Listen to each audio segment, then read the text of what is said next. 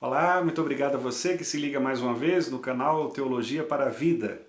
Nós esperamos sinceramente que os conteúdos aqui postados possam ser edificantes para a sua vida, tanto quanto ao aspecto do seu estudo teológico, quanto também da sua vida prática e do seu relacionamento com Deus.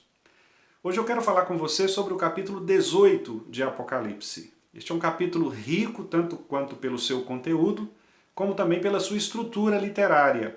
Claro que é um capítulo extenso, com vários detalhes, e que é praticamente impossível, portanto, em breve tempo, como é o caso deste vídeo, trazer todos estes detalhamentos e pormenores. Entretanto, eu quero apresentar aqui para você alguns detalhes que talvez sirvam para o seu estudo aí individual deste texto. Muito bem, quanto à estrutura literária, o texto traz três vozes. São três anjos falando e eles tratam da matéria principal do capítulo, que é o anúncio da queda da Babilônia e do juízo exercido por Deus contra esta cidade do pecado. Além desses três anjos, nós temos 8 cânticos, 8 lamentos ou hinos, que também fazem parte desta estrutura. Estes cânticos eles vão apresentar tanto as falas dos anjos, como também as falas dos moradores da cidade do pecado, que, distantes da destruição, veem de longe a cidade sendo tombada e totalmente destruída. Além disto, também há o cântico dos vencedores, os cristãos que comemoram alegremente a aplicação da justiça de Deus contra os ímpios que blasfemaram o seu nome e que perseguiram o seu povo, a sua igreja. Então vamos a alguns breves destaques. Primeiro, quanto ao primeiro anjo. No capítulo 18, versículo 1, nós estamos aqui vendo então João olhando e ver descer do céu um anjo. Ele caracteriza este anjo como um anjo de grande autoridade e glória. Tanto é que ele diz que a terra se iluminou com a sua glória. Este anjo também tem uma poderosa voz, versículo 2. Estas características, uma voz poderosa, uma grande autoridade e glória, levaram alguns estudiosos a associar este anjo ao próprio Jesus Cristo, lembrando-os, por exemplo, do texto do Evangelho de João, capítulo 1, versículo 14, quando João diz que Cristo, o Verbo, se fez carne, desceu, habitou entre nós, vimos a sua glória. Mas essa não é uma posição majoritária. Geralmente, os comentaristas entendem que o anjo aqui seria um anjo mesmo, distinto dos demais, mas parte do elenco dos anjos que já são mencionados nos capítulos anteriores. O fato é que ele é um anjo com estas características: autoridade, poder, glória, com uma poderosa voz, e ele anuncia então algo impressionante. Ele anuncia a queda ou a depravação da grande cidade representada aqui no texto como Babilônia. Esta cidade se entrega ao pecado de tal maneira que ela se torna, de acordo com o texto, no versículo 2, a própria morada de demônios. Ela se torna covil de toda espécie de espírito imundo e esconderijo de todo gênero de ave imunda e detestável. O texto diz que esta cidade se tornou sedutora, porque ela acabou atraindo os governantes da terra, acabou atraindo as pessoas, os comerciantes, os artífices, os artistas em geral, para cometerem nela os mais perversos pecados. O texto cita, por exemplo, aqui a prostituição, cita o enriquecimento ilícito, cita o modo como os comerciantes adulteravam as suas mercadorias e as suas transações comerciais e outra série de pecados que advém daí. O fato é que a Babilônia é caracterizada como a cidade do pecado. A cidade do pecado. Eu até me lembrei de um filme que foi lançado em 2005, Sin City, um filme pela Walt Disney, que acabou eu nem assistir todo, porque no início do filme já se vê muita devassidão e eu preferi não assistir, mas li depois comentários e referências, sinopses, que mostram uma cidade dominada pelo pecado. Uma cidade, de fato, entregue à iniquidade. O que o texto caracteriza aqui é exatamente isso. Uma cidade, uma cultura entregue ao pecado. E por esta cultura estar totalmente impregnada pelas sugestões de Satanás, por Satanás dominar a mente e os corações dessas pessoas, é que de fato vem então o juízo de Deus sobre ela. A cidade se torna ímpia, se torna morada do próprio diabo, como diz o texto aqui no versículo 2. Daí então aparece outra voz do céu, versículo 4. Neste caso, João não caracteriza o anjo que aparece aqui, mas é um outro anjo, é uma outra voz. E agora vem então a mensagem de arrependimento e de separação, ou de santificação. Esse segundo anjo traz então a seguinte mensagem: saiam dela, povo meu, retirem-se desta cidade pecaminosa. Aqui, naturalmente, o texto está dizendo que os filhos de Deus não devem participar, em hipótese alguma, desta mentalidade pecaminosa desta cidade. Nós podemos nos lembrar, por exemplo, do que Paulo fala lá em Romanos capítulo 12, quando ele diz que nós não devemos nos amoldar, nos formatar de acordo com a mentalidade, com a mente pecaminosa do nosso século, da nossa época. Pelo contrário, a nossa mente precisa estar sempre transformada, de modo a que nós não nos ajustemos às coisas que são do mundo. O texto aqui diz isso também. Diz que os crentes devem se retirar desta cidade, para que eles não se tornem cúmplices dos pecados, para que eles não participem também destes castigos que virão sobre o povo. Em outras palavras, Deus quer que as pessoas se arrependam dos seus pecados e que aqueles que são o seu povo, portanto os eleitos, esses não devem fazer parte, não devem comer na mesma mesa daqueles que são ímpios. Não devemos nos assentar na roda dos escarnecedores. Não devemos fazer parte daquilo que é iníquo. Não devemos nos associar com aquilo que é pecaminoso. É óbvio que o texto não está dizendo que nós tenhamos que nos retirar da humanidade. Não é isto. Paulo, aliás, explica isso lá na carta aos Coríntios. Paulo diz, não é que vocês tenham que abandonar o mundo. Jesus também diz isso na oração sacerdotal em João 17. Não peço que os tires do mundo. A questão não é que nós devemos sair do mundo, viver nos monastérios, viver afastados. Não é isso. Pelo contrário, nós precisamos influenciar a nossa cultura. Nós precisamos imprimir a mentalidade cristã nas mais diversas áreas, seja na universidade, seja na política, seja nas artes. Mas o que o texto está dizendo é que nós não podemos comungar da ideia pecaminosa que há no mundo. Ou seja, tudo aquilo que é corrupto e que se corrompe deve ser redimido, deve ser restaurado, deve ser repensado à luz do cristianismo, à luz da palavra de Deus. É uma espécie de ressignificação. Eu preciso redimir as coisas, ressignificar as coisas e não aceitar passivamente aquilo que é contrário às escrituras sagradas. Se o mundo tem, por exemplo, um conceito de família que é um conceito X, e esse conceito contraria ao que a palavra de Deus diz, portanto, nós então, como povo de Deus, não podemos nos associar a este conceito. Pelo contrário, devemos apresentar a alternativa cristã, bíblica, para este conceito de família. É exatamente o que o texto está dizendo. Saiam da cidade, não se associem, porque o castigo que vem sobre ela é devastador. E de fato, ele é devastador. O texto diz que esta cidade se tornou, portanto, corrupta, ela se tornou absolutamente distante de Deus, blasfema em seus atos, prostituta em relação a Deus, escolhendo deuses para si próprios, ao invés de buscar o Senhor. Mas o versículo 5 diz que Deus se lembrou dos atos iníquos desta cidade, portanto, Deus não deixará impunes os pecados cometidos, aqueles pecados sem arrependimento. Então, o juízo de Deus ele é severo, certo, claro, e é isso que o anjo está anunciando.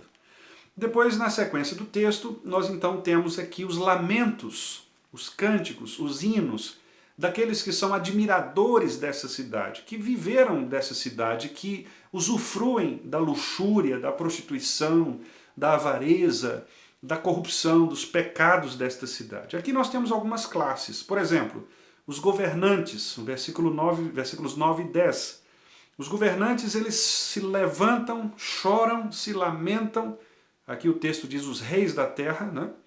Porque eles se prostituíram nesta cidade. E diz o texto que eles viveram em luxúria.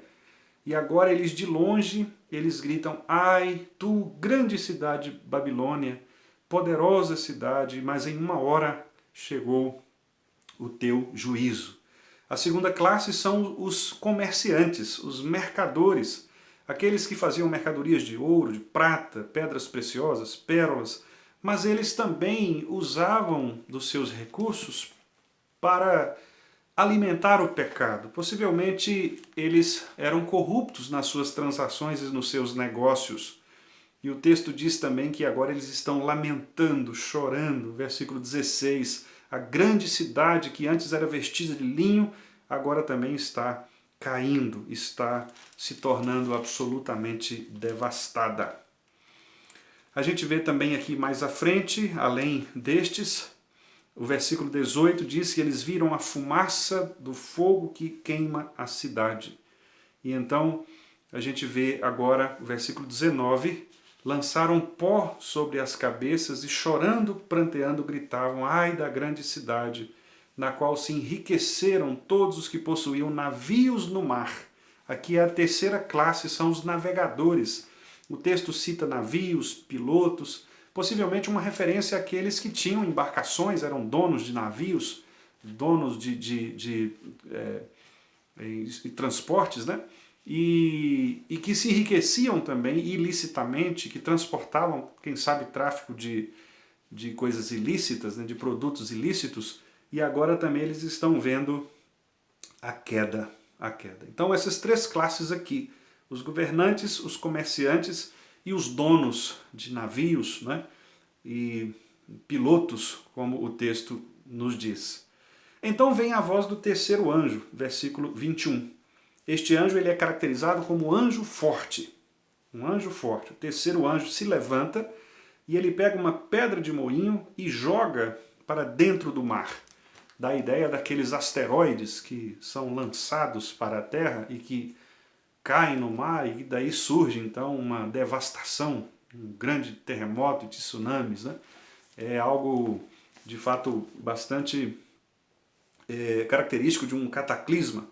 E aqui a gente percebe então o texto dizendo que este anjo jogou então esta pedra e aí arrasou de vez a cidade. Então diz assim que assim com ímpeto será arrojada Babilônia. Ela é totalmente destruída. E é curioso porque o texto relaciona algumas coisas aqui que deixarão de existir.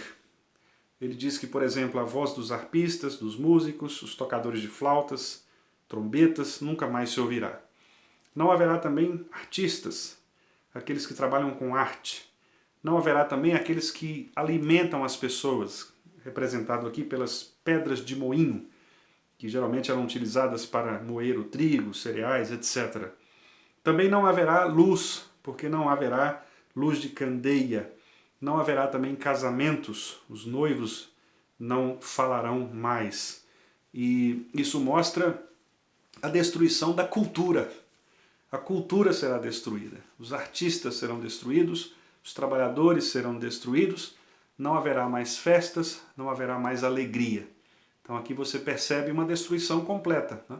Uma destruição total desta cidade. E o texto finaliza mostrando duas razões por que esta cidade é destruída. A primeira está no versículo 23.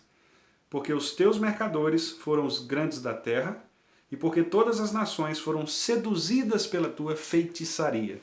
A ideia do texto aqui é Satanás, que é o grande sugestionador às mentes das pessoas, é aquele que conduz, é o espírito da potestade no ar, como Paulo escreveu aos Efésios, que atua nos filhos da desobediência.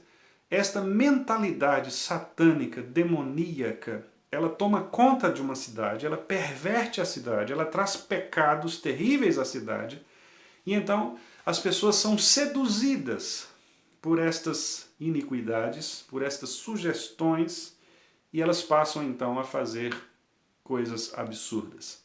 Elas ouvem a voz de Satanás, tentando-as a praticarem tudo o que é contrário a Deus, e então elas fazem isto. Deliberadamente elas fazem isso. Então elas são seduzidas e se corrompem. E a corrupção, portanto, leva à degradação da cultura. A cultura é destruída por causa do pecado. É exatamente isso que a gente vê em todo o tempo. É exatamente isso que a gente vê. Quando não se vê Deus em primeiro lugar nas coisas, haverá sempre corrupção da cultura. Então, os nossos músicos não mais cantarão músicas que refletem a beleza, a harmonia, a unidade de Deus. Os nossos artistas não esculpirão mais artes que de fato revelem a grandiosidade do grande Criador. Aqueles que criam processam os alimentos não farão mais alimentos que de fato alimentem as pessoas, mas usarão isso como uma forma de perverter aquilo que Deus criou originariamente. As relações humanas deixam de ser relações saudáveis, deixam de ser relações aprovadas pelas Escrituras e passam a ser relações diferentes. Portanto, tudo isso acaba.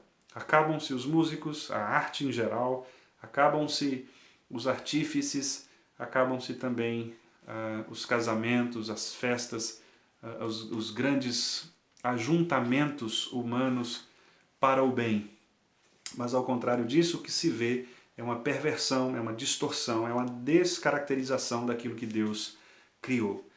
O texto aqui mostra então esta razão. As pessoas foram seduzidas pelo diabo e por isso elas cometem torpezas contra o Senhor. Mas a segunda razão por que Deus também destrói, ela é ainda mais forte. O texto diz no versículo 24 que nesta cidade do pecado se achou sangue de profetas, de santos e de todos os que foram mortos pela terra. O que o texto quer dizer é que houve sempre pessoas que anunciaram a salvação, a redenção dada por Deus ao homem.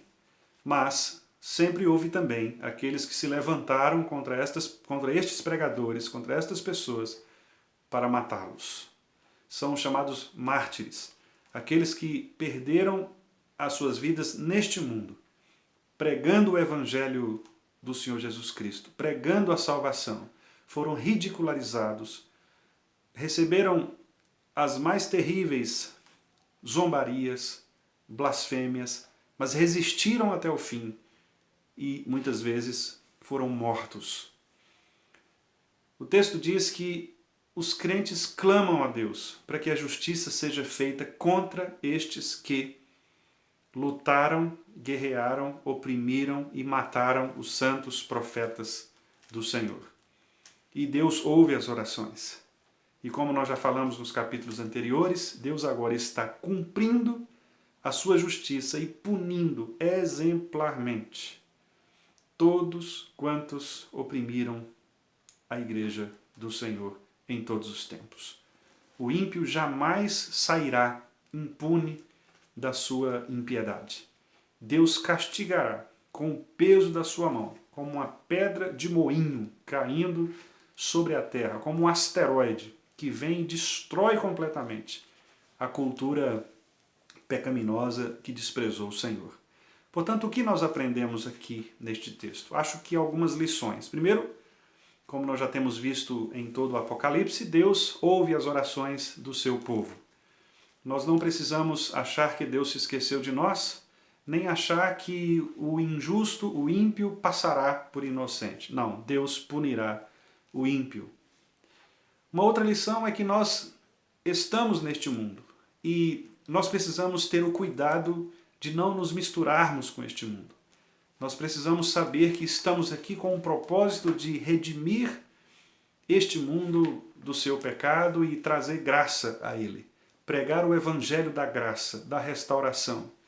O evangelho de Jesus Cristo, que dá vida, que tira da morte, que restaura, que ressignifica conceitos, que ressignifica ideias, que redime propostas, tudo para a glória de Deus. Em terceiro lugar, eu penso que também precisamos ter a noção exata de que Deus tem nos usado ao longo das gerações e nos usa no nosso tempo presente para que nós possamos também fazer a diferença pregando o evangelho da justiça e da misericórdia. Deus, ele prega o arrependimento, ele anuncia o arrependimento. Portanto, há chance para aqueles que vão se arrepender.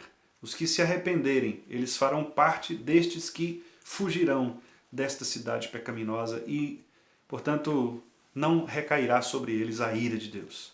Mas nós também precisamos pregar o juízo, anunciando às pessoas que, caso elas não se arrependam, Deus virá e, de fato, cumprirá a sua justiça plena contra todos aqueles que reagem contra si. Portanto, este é o ensino que nós temos até aqui.